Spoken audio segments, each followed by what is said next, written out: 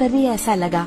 उनकी बातें सुनकर मैंने अपने पिताजी के कंधों पर सर रखा और अंकल का प्रचार सुनने लगी। सभा की समाप्ति के बाद मेरी माँ पिताजी अंकल सैमुअल जी के पास गए और अपने दुखों के बारे में उन्हें बताया। मैं चल भी नहीं सकती थी, चुपचाप कुर्सी पर बैठी थी। अंकल मेरे पास आए, मैं झिझक रही थी। उन्होंने अपने हाथ मुझ पर रखे और मेरे लिए प्रार्थना की। मेरा शरीर इतनी सड़ी हुई हालत में था कि कोई डॉक्टर उसे नहीं छूता। शरीर से बदबू आती, बहुत बुरी बदबू आती। शरीर से पीप और खून बाहर रिस रहा था। मुझसे अपनी ये हालत बर्दाश्त नहीं हो रही थी। अपने आप से मुझे घिन आ रही थी।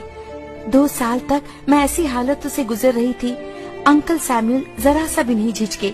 ये भी नहीं सोचा कि ये रोग कहीं उन्हें न लग जाए। उन्होंने परमेश्वर से प्रार्थना की और आशीष का तेल मेरे पूरे शरीर पर सिर से पांव तक मला।